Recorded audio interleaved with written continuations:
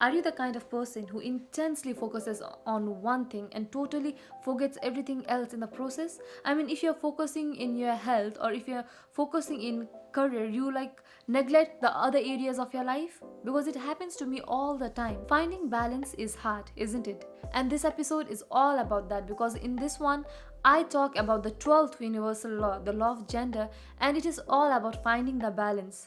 So before we get started with the episode, hi guys, welcome to Creating Inner Shangri-La. I'm Pooja and in this channel we talk about self-development, self-growth, living a conscious and authentic life. And I post two self-help videos every week, so do consider subscribing if you haven't already. And now, without any further ado, let's get started with the law of gender, right?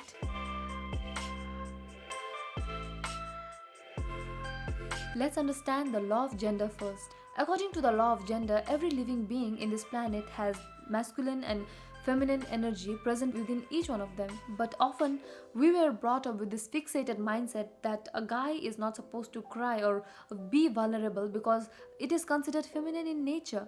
Similarly, when a woman took leadership role, it was questioning the social stigma and it was against social norm because leadership is something which is masculine in nature.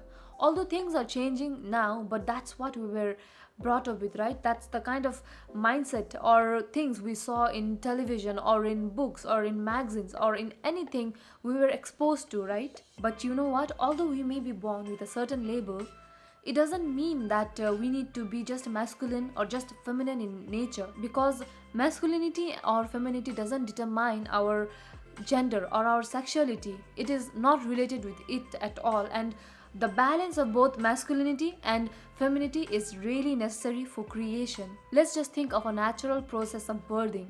The combination of both the masculine and feminine is needed to bring a new life into physicality, right?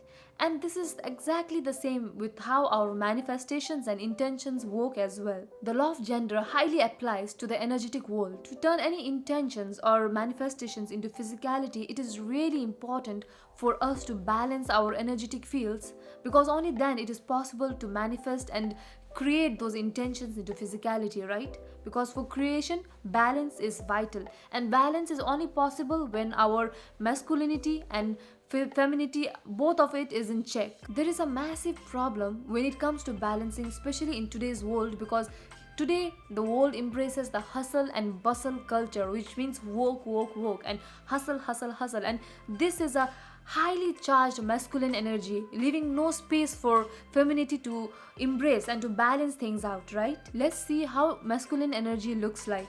It is the part of you which is practical, creative, and holds a vision. It's highly driven and goal oriented, whereas feminine energy is intuitive, intelligent, nurturing, and loving. When your masculine is out of balance, you face issues like anger, dealing with conflict, and control issues. Similarly, when your feminine energy is out of balance, you tend to feel emotionally weak and vulnerable. Since all these emotions are energies, if we are able to balance these emotions out, manifestation wouldn't be as hard as we perceive it to be, or it wouldn't be as challenging as we think of it to be, right? So how can we use the law of gender in our favor, right? As complicated as it may sound, there is no complication when it comes to law of gender. It all boils down to self-awareness. Ask yourself, do you think you're pushing yourself too hard? Do you think you're setting unrealistic expectations? Or is your body telling you to take a break and relax? Because answering all these questions will definitely give you a sense of clarity and will allow you to get a sense of perspective at where you stand at the present moment, at the current situation, right? For instance, because we are in different situations in our life, for me particularly, I know that I am more activated in terms of my masculinity because I'm more into hustling and bustling, right? And I know that I need to balance that out by bringing more feminine things in my life, by incorporating more things which are feminine in life to balance my energy out and to bring that balance in my life. And it may be different for you. You may be your life may be wanting something more masculine in nature or more feminine in nature, and when you answer those questions which I have mentioned earlier, this will give you a sense of insight on where you have to focus or work on in your life. So listen to your inner self. Apart from that, make sure that you give yourself some time every week to activate both your energies.